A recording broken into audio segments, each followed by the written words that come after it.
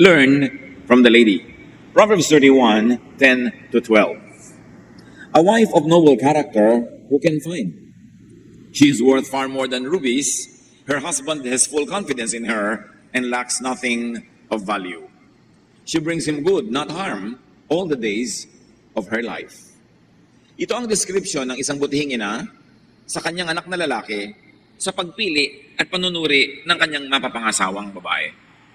At sabi, napakahusay ng babaeng marangal. Ang pagkatao ay malinis. Napakahirap daw matagpuan ng ganito. Mas mayaman pa ang lalaki magkakaroon ng ganitong kabiyak kesa sa yung punong-puno ka ng mga mamahaling hiyas. Iginagalang daw ng lahat ang kanyang asawa na lalaki pagka ganito ang babae at may tapat at tiyak na pananalig at pagtitiwala ang lalaki sa kanyang asawang babae dahil mabuti lang ang dinadala niya sa kanyang asawa, hindi pangit, hindi masama. The lady is good. Is a good wife, partner, family, leader, and member. That's why the husband has full confidence in her. At sa panunuri natin sa kanya, tingnan natin ating mga sarili, hindi lang ito pang babae, ito yung pang lalaki, pang matanda, pang bata, pang lahat ng taong makadiyos at magiging pagpapala sa kanyang pamilya at sa lahat ng kanyang makakasama sa buhay. Proverbs 31, 13 to 14. She selects wool and flax and works with eager hands. She is like the merchant ships, bringing her food from afar. Marunong siya maghabi, gumawa ng tela. At syempre, ito nung panahon na hindi naman laging may nabibiling commercial tela. Para ka magkadamit, maghabi ka. At napakalaking hanap buhay din na ito ay maibenta mo sa mga willing na bumili. At para daw siyang isang barkong nangangalakal, sari-saring mabubuting bagay, ang iniuuwi pag dumarating na ito mula sa paglalakbay. So the lady works for and with profit. Hindi lang basta trabaho ng trabaho, may ganansya ang kanyang trabaho. Verses 15 to 16. She gets up while it is still night. She provides food for her family and portions for her female servants. Very organized ang mabutihing babaeng ito, maagang gumising, pinaghahanda ng pagkain ng kanyang pamilya at binibigyan ng kanya-kanyang assignment ang kanilang mga katulong. Kasi kahit marami kang katulong, pag hindi ka marunong magbigay ng assignment, hindi rin magagawa ang mga gawain sa pinakamabuting paraan. She considers a field and buys it. Verse 16. Out of her earnings, she plants a vineyard. So hindi lang siya masipag sa trabahong bahay, hindi lang siya mahusay maghabi, negosyante pa. Marunong siyang manuri at sumuri ng mga iba't ibang lupain, mga bukid na pwedeng bilhin, at mula sa kanyang sariling kita, binibili niya ang mga bukid na ito at tinataniman niya. The lady invests. In fact, the lady invests from earnings. Tubunan niya ang gagamitin niyang puhunan sa mga susunod pa niyang mga gagawing negosyo. Proverbs 31, 17 to 18. She sets about her work vigorously. Her arms are strong for her tasks. She sees that her trading is profitable and her lamp does not go out at night. Malakas sa kanyang mga bisig, kayang-kaya niya magtrabaho at tinitiyak niya na ang kanyang mga negosyo ay may tubo. At hindi siya nauubusan ng langis sa kanyang ilawan sa kalagitnaan ng gabi. Hindi siya nauubusan ng supply kung kailan kailangan niya yung supply. Hindi kung kailan nagluluto na siya, wala pala siyang bawang, ay wala pala siyang mantika. Kung kailan maglalaban na siya, ay wala pala siyang sabon. Laging sa kalagitnaan ng pangangailangan, wala pala. No, hindi nangyayari sa kanya to kasi meron siyang stock. The lady is well stocked. Organized. Hindi kung kailan kakain, tsaka na lang siya maghahanap ng makakain. Kung may kailan isusuot yung damit, tsaka paplantsahin. Organized siya. Pag kailangan niya, ready na. Proverbs 31, 19 to 20. In her hand, she holds the distaff and grasps the spindle with her fingers. Nananahi pa siya. She opens her arms to the poor and extends her hands to the needy. So ang babaeng ito ay magaling kumita pero hindi mukhang pera. Tumutubo ang kanyang mga negosyo. Marami siyang ginagawa pero marunong din siya magbigay sa mga kapuspalad. Sa mga deserving na needy. Nagbibigay siya sa mga maralita. The lady gives. She does not only make money, she also gives money away. Very especially as we can discern from her wise ways, hindi wasteful ang pagbibigay niya doon sa mga deserving at doon sa mga talagang truly helpless. Proverbs 31, 21 to 22. When it snows, she has no fear for her household, for all of them are clothed in scarlet. Kung taglamig, hindi siya nag-aalala.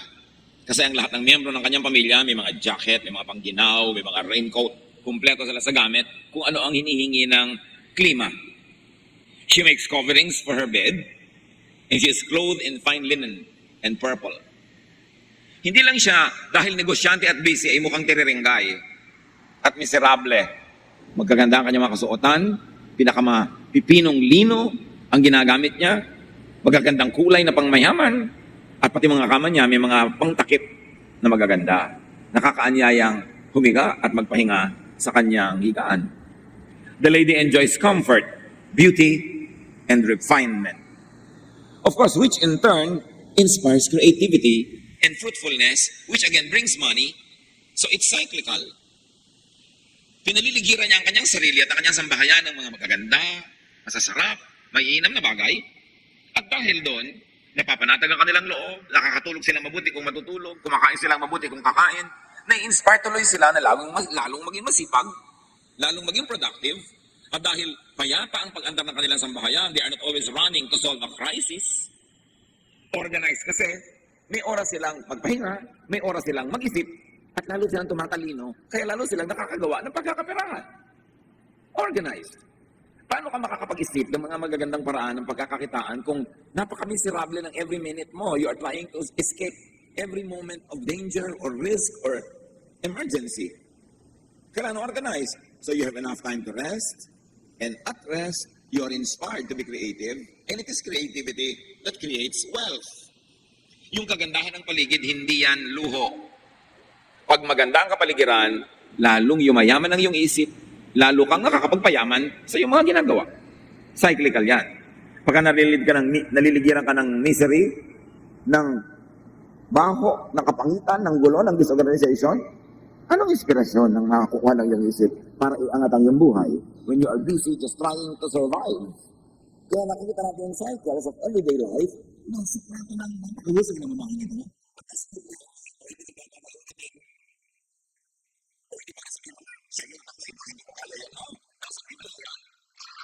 Pag-aralan, kapulutan ng aral, at hanggat kaya ay gawing huwaran sa ating buhay.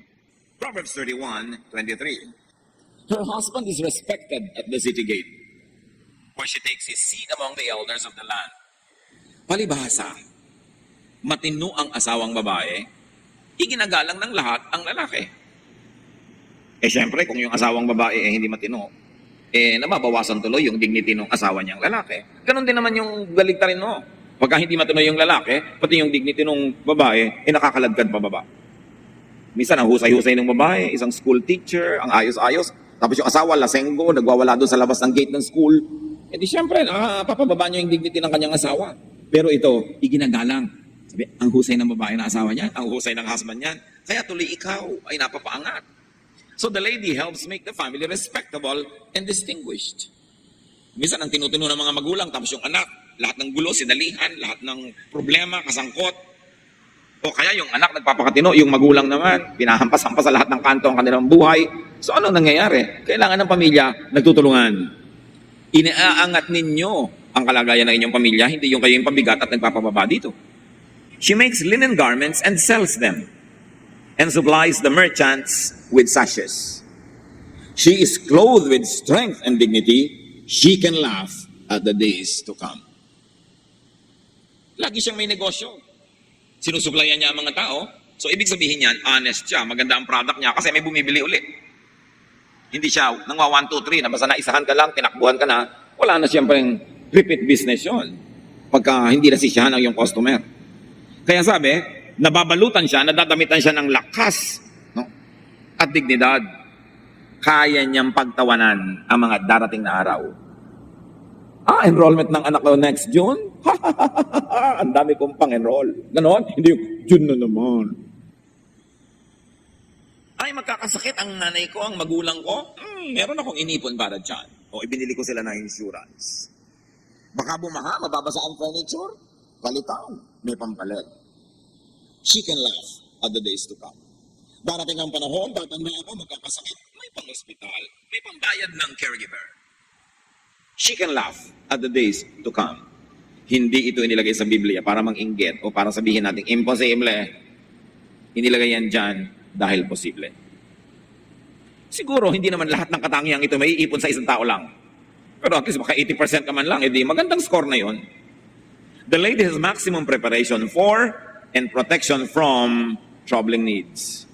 As you can see, ang lahat ng kanyang abilidad na maging cheerful about the future ay may financial aspect. Kaya niya na maging confident about the future dahil meron siyang hanap buhay, kumikita siya, maayos ang kanyang sambahayan. Hindi kumikita ka nga pero nabulagsak naman yung sambahayan mo, natatapon din yung kinikita mo, nababantayan niya yung kinikita, yung tubo pa nga ang ini-invest niya, yung iba yung puhunan, yun ang pinapapak. May tindahan ka, tapos gagastusin mo yung kita ngayon, di bukas wala kang pamalengke, pampalit ng supply, di babagsak ang tindahan. Ang ginagastos lang nila yung tubo, hindi yung puhunan. In fact, yung tubo, ang pangpuhunan uli. Saan siya nagsimula? Nagsisimula ka siyempre na maliit. Pero kung napakatino ng paghawak mo and with God's blessing, dumadami yan hanggang dumami ng dumami at marunong magbigay. Importante yon. Proverbs 31:26, she speaks with wisdom and faithful instruction is on her tongue. In other words, pag bumubuka ang kanyang bibig, may saysay, may katuturan, maganda ang mga pangungusap, nakakatuwang marinig, hindi nakakainis, nakakapagpalamig ng ulo, hindi nakakagalit. Kaya marami siyang negosyo. Kasi sa pagnenegosyo, kailangan. Gusto ka ng mga tao because people buy only from who they like. People supply only to whom they like.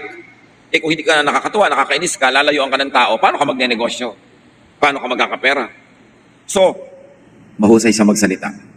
Mga kapatid, maging mahusay lang tayo dito sa department na ito. Ang dami ng kasunod na mabubuting bunga kung mahusay kang magsalita.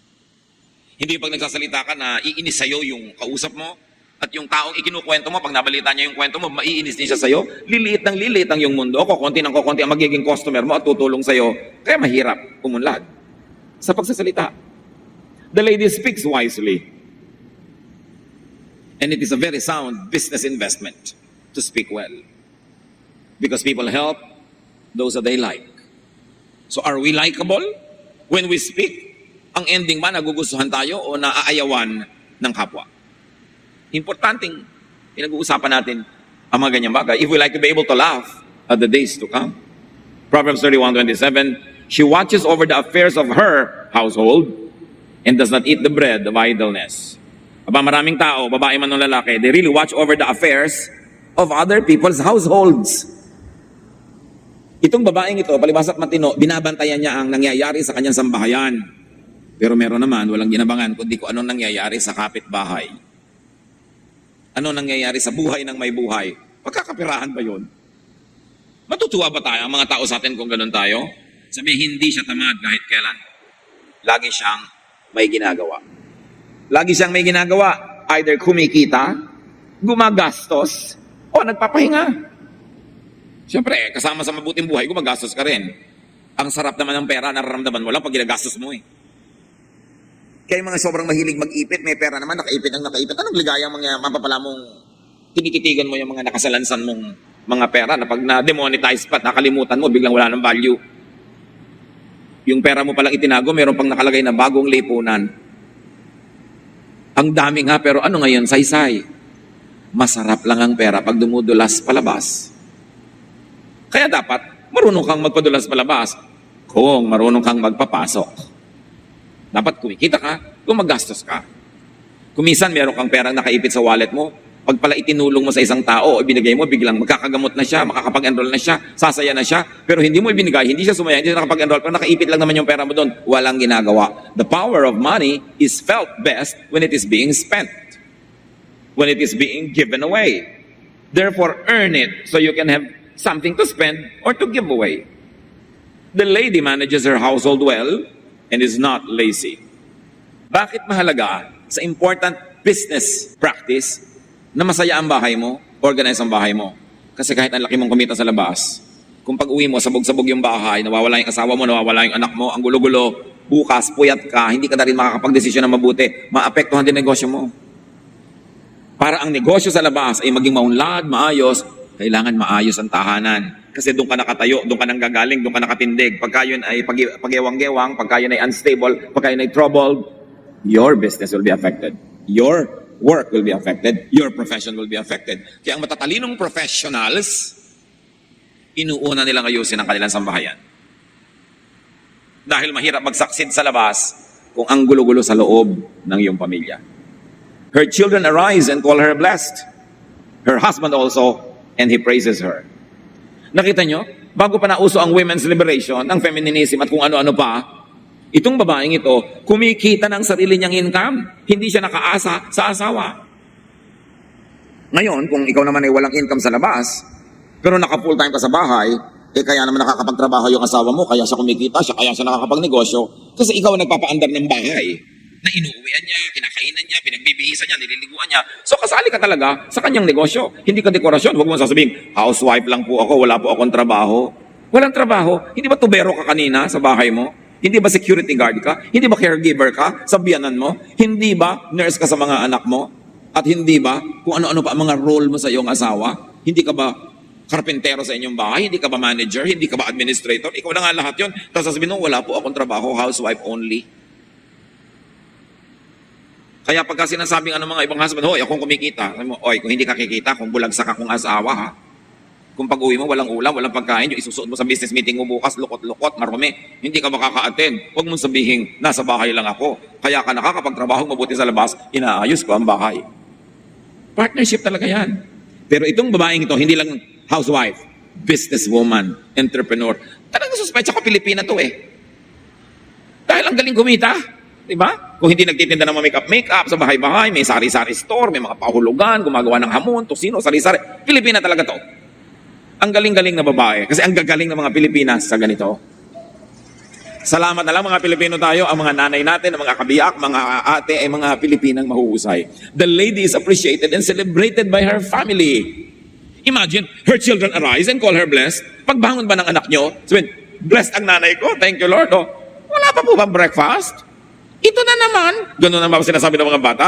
By the way, wala kayong karapatan mga bata magganyan kung wala pa kayong income at entrega. Dapat lagi sa bahay, seafood. What you see, that's the food. Hindi yung hanap ka naghanap ng kung ano-ano, wala ka namang ina-entrega dyan.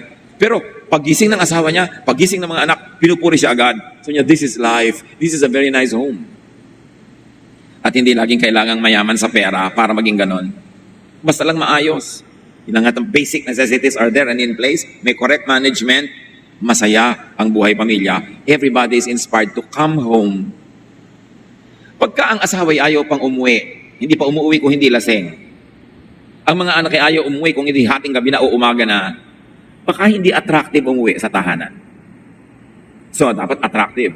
At hindi lang yung asawa o mga anak ang may duty na gawing attractive yon. I mean, hindi lang yung nanay. Lahat may duty to make the home attractive. Para nakakadagdag ka na pagiging attractive na yung bahay. So people want to come home. Proverbs 31:29-30, many women do noble things, but you surpass them all. Charm is deceptive and beauty is fleeting. But a woman who fears the Lord is to be praised. Sabi ko nun, marami naman gumagawa ng mga ganyan-ganyan din, pero kakaiba ka.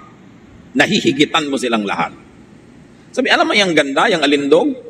Sandali lang yan. Ang tao, sandali lang naman talagang physically maganda. 10 to 20 years siguro na maganda. And the rest of your life, nagpapaganda na lang. Diba? Pero, sa sandali, kaya kung ang capital mo lang i-beauty, masyadong mabilis maubos yung capital na yan. Pero kung ang capital mo ay noble character, yan hindi nauubos. Sa pagdaan ng panahon, lalo pang gumaganda. Sabi nga yun, a woman who fears the Lord is to be praised. In other words, this woman fears the Lord. Hindi natin nakitang i-describe siya na simba ng simba, dasal ng dasal, sa ulo ng mga verses, namamanata at kung ano-ano, hindi. But this woman practices high religion. Kasi yung action niya, yung kanyang character, yung kanyang fruitfulness, ang nagpapahayag ng kanyang mataas na uri ng paggalang, pagkilala, at pagsamba sa Diyos. Because character and fruitfulness are both high religion. Kung dasal ka ng dasal, wala ka namang ginagawang hanap buhay, ano ina-expect mo? Uulan ng pera? Kung nilakipan mo pa ng dasal yung ginagawa mo, di mabuti. But you see, it's very deliberate that the description of this woman as a godly woman was not filled with religiosity, but with good deeds and good character. Kasi ipinapakita dito talaga na ang tunay na pananalig sa Diyos ay naipapakita, naipapaliwanag, at naihawa sa iba sa pamamagitan ng kabutihan ng asal at mabubuting gawa. The lady fears the Lord. And the lady's fear of the Lord is expressed, articulated by her excellent work, vocabulary, deportment, etiquette, character. high religion ang mga bagay na ito. Better than formal religiosity. Nadadaig ng mahuhusay na karakter ang mga relihiyoso. Sa katunayan, marami kang relihiyoso, basahan ng karakter. Kung maganda na yung karakter mo, religious ka pa, edi doble. Pero ang in-emphasize dito, idiniin, yung kanyang pagiging makadiyos na nakikita sa kanyang gawa. Proverbs 31:31, honor her for all her hands have done, and let her works bring her praise at the city gate. Husbands, do you honor your very good wives? Wife, do you honor your husband for his being such a good man? Children, do you honor your mother, your father? Parents, do you honor your child or children? The family members should honor each other, not dishonor. You celebrate each other. You praise each other. Hindi yung pinupuri mo sa iba. Alam mo ang anak ko, alam mo ang anak ko. No, yung anak mo mismo sabihin mo, I'm very happy about you. Natutuwa ako tungkol sa iyo. And be expressive of that. The lady is honorable and is honored. Ano ang mga iba pa mga leksyon na maaari nating mapulot dito sa description na ito ng isang ulirang babae? In fact, ganyan din dapat ang ulirang lalaki, ang ulirang tao, ulirang anak. First of all, life could be full of troubles, of troubling needs. Maraming problema ang buhay, maraming kailangan, maraming suliranin. Hindi yan bago, hindi yan sorpresa. Job 5:7, man is born to trouble. Talagang yan ang haharapin ng bawat tao, mga suliranin. Ang lesson sa babaeng ito, prepare for, fortify, strengthen yourself against troubling needs. Hindi nakakagulat na magkakaroon ng problema. Dapat yun asahan.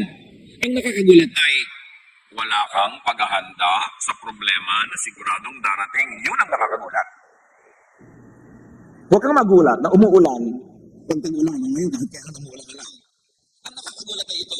Sipunin ka, mahina ang katawan mo, wala kang dalang payong. Yun ang nakakagulat. Marami kang mga sakit. Ang nakakagulat, lakad ka ng lakad, wala kang dalang gamot. Alam mo naman na may sakit ka. Yung pagdating ng problema, hindi nakakagulat. Ang nakakagulat ay hindi ka man lang naghahanda. Nakakagulat ba yung exam ng estudyante? No. It's part of student life. Pero ba't hindi ka handa? Alam mo naman may exam lagi. Alam mo na may ipapas na homework, may ipapas na project, may deadline yun. Ba't di mo masubmit? Yun ang nakakagulat. Alam mo may pangangailangan, hindi mo yun nasikaso. Tapos aasa ka na, papasa ka.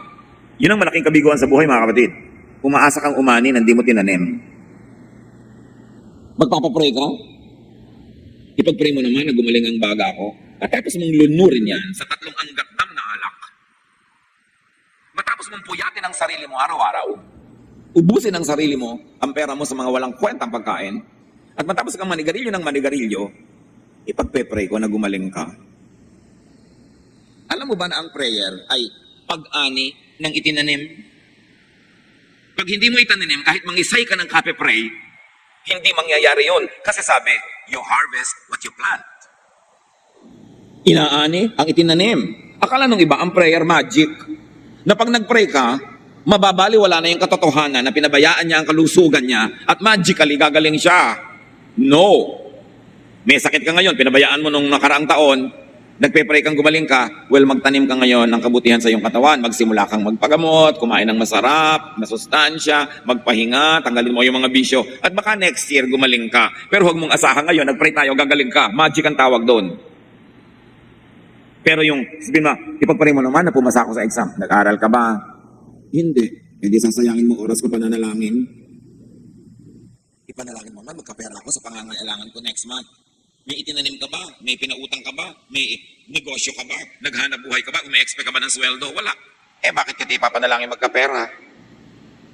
When we pray according to God's will, He hears us. And the will of God is, you harvest what you plant. Hindi natin naintindihan yung prayer. Akala natin, pag mamagikin mo ng Diyos. Bakit po kaya ako pray ng pray? Hindi naman dinidinig. Dininig na. Hindi po sinasagot. Sinagot ba? Ang sagot ay no. Hindi mo ba nadinig? No. Ang laki-laking no. Dahil nagpe-pray ka na umulad ka sa buhay, ang tamad-tamad mo. No. Magpakasipag ka para ka umunlad. You harvest what you plant. Learn from this lady. This wonderful woman. So, Proverbs 28:19, He who works his land will have abundant food, but the one who chases fantasies will have his fill of poverty. At maraming tao, ang prayer nila ganon, fantasy. Sabi, ang kasama yun ng fantasy, poverty. So learn from the lady, work well and earn well. Kasunod ng work yung earn. Kasi marami mga kapatid, work ng work, pagod na pagod na pagod na pagod, halos magpaalipin na sa pagtatrabaho, pero wala, at kulang pa rin. In other words, hindi ka dapat dyan nagtatrabaho o hindi dapat dyan ginagawa mo kasi napapagod ka, wala kang profit. Dapat may profit. So don't just work hard, work smart. Work well and earn well. Invest. Invest in your health.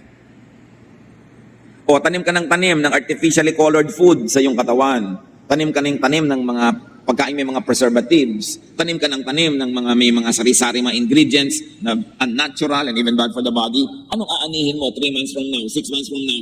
Di sakit. Yun ang tanim mo eh. So invest in your body. Invest in good health. Invest financially so that you will earn. Invest in your education. Invest in your skills. Invest in your development para ka umani. Hindi aani ang hindi nagtanim. So invest again, earn, and spend from profits. And save. Earn more than save. Marami sa atin expert sa pagtitipid. Ay naku, talagang expert. Pero bakit hindi tayo maging expert sa pagkita? Nagpapakahusay ka na rin lang, huwag na lang sa pagtitipid. Sa pagkita ng mas maraming pera, para hindi mo kailangan magtipid. Pero puro, anak, magtipid ka. Ba't hindi mo sabihin, anak, kumita ka. Anak, huwag ka na mag-electric fan, gasto sa kuryente. Bay sabihin mong, anak, dagdagan mo, kita mo, magnegosyo ka, pasenso mo sarili mo, para 5 electric fan ang nakatutok sa'yo at liparin ka. Huwag kayo magsaya ng tubig, maligo lang kayo isang tabo. Ba't di mo sabihin kumita ka para marami kang pambayad sa tubig? Tipirin mo ang ulam. No. Kumikita ka ba ng tama? Bakit hindi ka kumita ng mas tama? Humanap ng trabahong mas tama, magnegosyo para ang ulam natin. Pagkarami-rami, may ipamigay pa tayo sa iba. Alam niyo yung pagtitipid, virtue yan kung wala ka ng choice. Pero dapat ang unahin mo, kumita ng marami para di mo kailangan magtipid. And then nagsisave ka kasi sobrang dami na, hindi mo maubos. Nagsisave ka na lang. Pero hindi ka nagsisave dahil wala. Palitan natin ang mentality natin mula sa pagtitipid tungo sa pagkita more. So sabihin niyo sa katabi niyo, kumita ka pa more. Diba? Para di tayo tipid ng tipid. Dapat lakihan natin yung income natin. So, kasama niyan, learn from the lady, give. Sikreto talaga yan ang prosperous life. You give. Inhale ka ng inhale. Subukan mo mag-exhale. So, nga, practice. Pag sinabi ko inhale, inhale kayo ha. Huwag mo na mag-exhale hanggang hindi sinasabing wag. Oh, inhale. Exhale.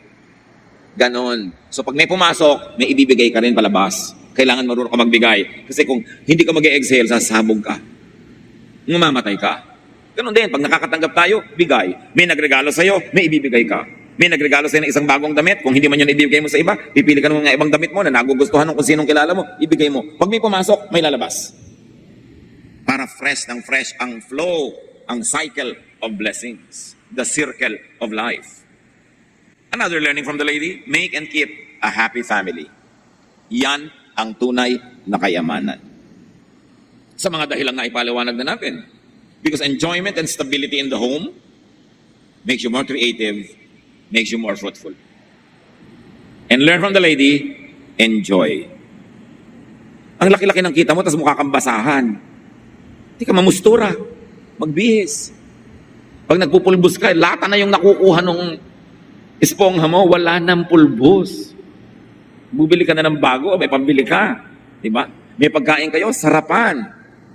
Yung mahihiga ka sa kama, bakit naman sako? Wala ba kayong pambili ng linen? Kung meron, sarapan ang buhay. Kasi baka mamatay ka na bukas. Hindi mo na nalasap. Sayang. Enjoy, because happiness, pleasure, and enjoyment are good capitals.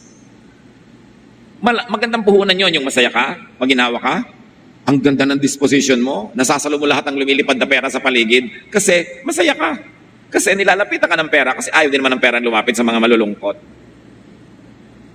Bakit ang pera pasok ng pasok sa pitakang puno na nga? Kasi ang pera malulungkutin, ayaw niyang pumasok sa pitakang mag-iisa lang siya doon at walang kasama. So, paramihin mo naman niya para lalong maraming pumasok. That is the rule talaga. Kahit na ano pang baligtad ang pangangatwiran mo, yun ang totoo. Kaya yung pera, nagkakapera lalo pa eh. Pero hindi yun magic. May planting involved. Fear the Lord with outstanding behavior. Which means with productivity, efficiency, excellence, charity, not only with formal religiosity. And then, laugh at the days, laugh at the troubles to come.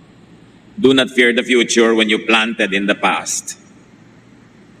Huwag matakot sa kinabukasan kung last week nagtanim ka.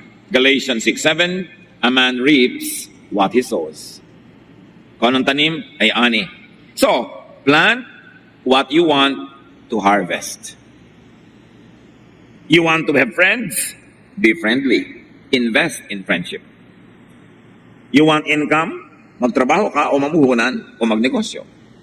You want comfort in the future? Maghirap ka ngayon because you have to earn your comfort. And of course, another way to laugh at the future is to accept trouble as part of life. Huwag mong problemahin yan. Talagang meron yan. Ecclesiastes 11:8. However many years a man may live, let him enjoy them all. But let him remember the days of darkness, for there will be many. Kahit daw maging gaano kahaba ang buhay mo, dapat in-enjoy mo bawat taon. Hindi nagtiis ka ng nagtiis ng 10 years para magpasarap sa 11th year, paano kung hindi ka na umabot sa 11th year, di hindi ka na sumarap ang buhay. So dapat, every day meron kang trabaho, at sa loob ng araw na yun, meron ka ring mini vacation, kahit 30 minutes, 1 hour, may rest ka. Meron kang pagtitipid sa araw na yun, pero meron ka ring pagpapasarap sa araw na yun, kahit na 2 turon yung kinain mo, imbes isa. Dapat marunong ka sa bawat araw, bawat linggo, bawat buwan, bawat taon, meron kang bakasyon, may pahinga, may enjoyment, may pagsisikap. Hindi yung titiisin mo lahat tuloy-tuloy para ka lang mag-enjoy doon sa dulo. Paano nga kung hindi ka na nakaabot doon? Dapat every moment, umiimbento ka ng saya, habang umiimbento ka rin ng bunga dahil nagtatrabaho. Siyempre, may trouble ang buhay. Pero ang pangsangga doon, ang pangontra doon, is enjoyment. And preparation for it, strengthening of the system, strengthening of yourself. John 16:33, sabi ni Jesus, in this world, you will have trouble. It's not a surprise. But you also have the Lord. And you have seeds to plant. And you have yourself, created by God wonderfully. So, let troubles come. Laugh at the troubles to come. Prepare for and solve problems. Prepare mentally. Prepare materially. Prepare for frustration, failure, for limitation. Prepare for sickness, for death, for separation, for sadness.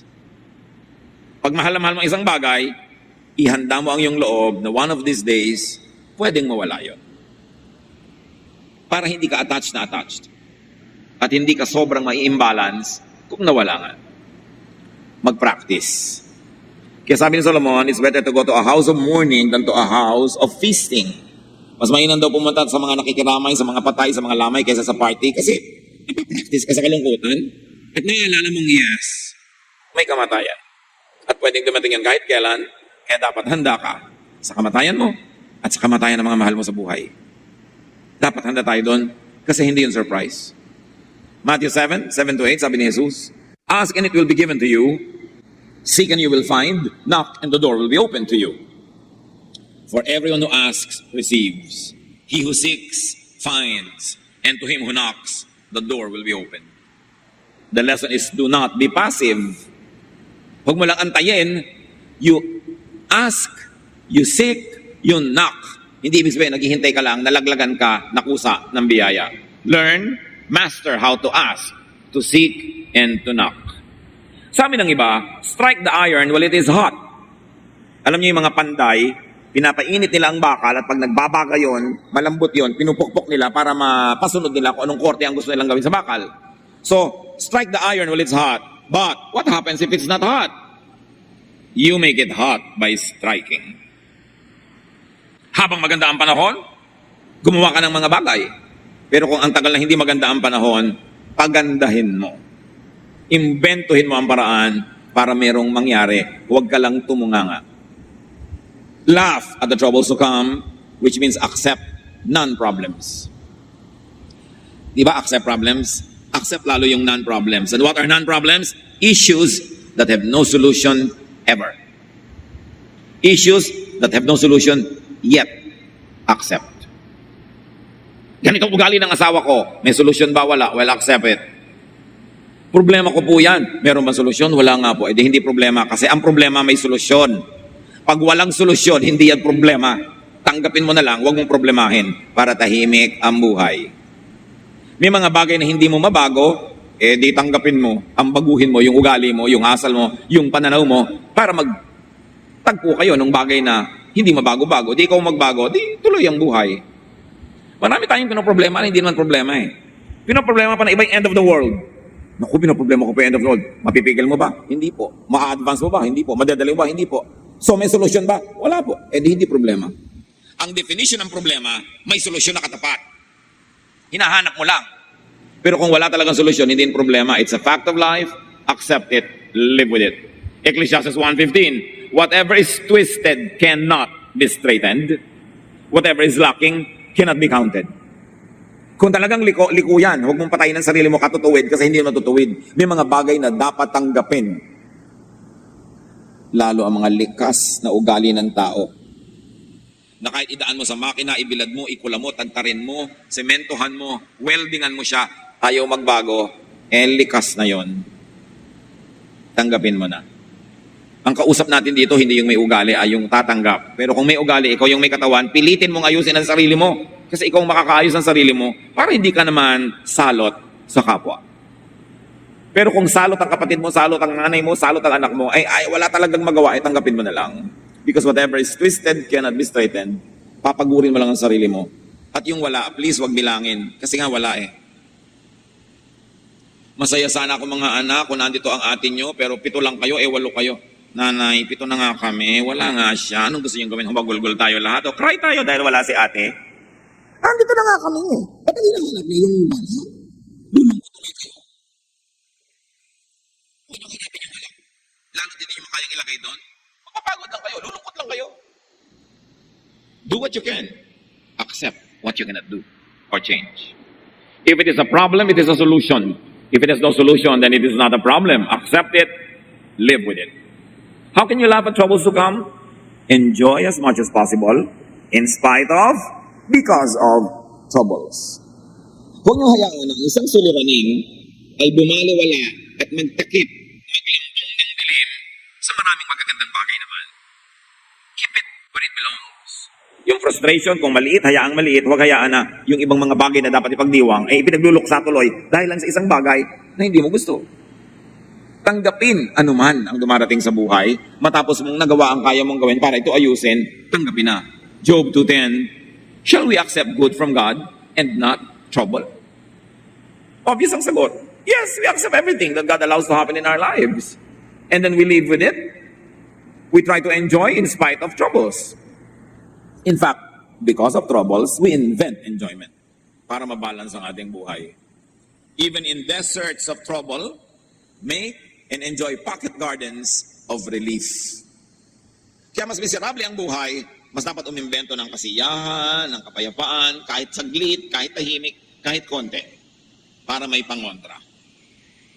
And really, you want to be able to laugh at the troubles to come, fear God. And the fear of God doesn't mean you cringe in fear na nanginginig ka sa takot. No. Fear God by working well, by being a good person, by being respectable, by planting. That is what fear of God means. So it's a most notable preparation for laughter because when you do things God's way, you will never lack God's blessings.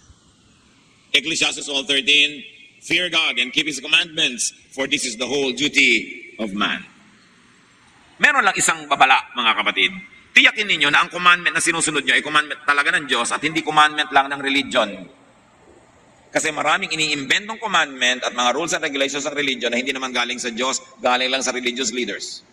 Para makontrol ang mga tao, para dumali ang pamamahala, tiyakin nyo lang kung kayo'y nagsisacrifice sa pagsunod ng isang kautusan, galing nga sa Diyos at hindi inimbento lang ng simbahan. Para sulit ang inyong sakripisyo.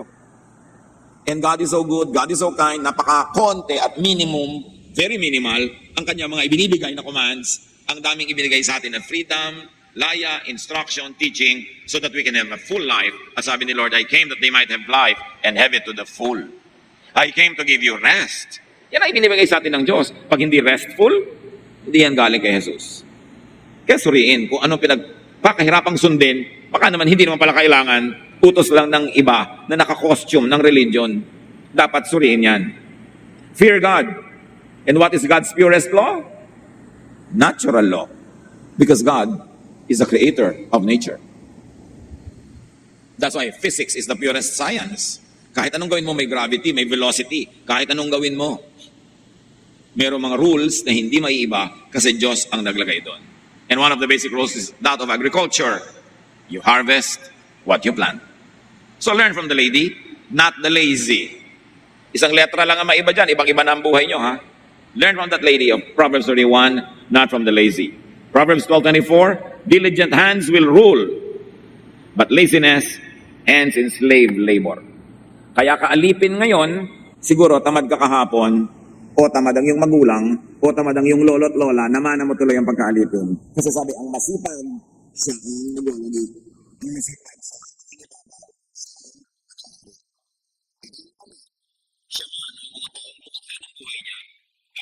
magiging alipin.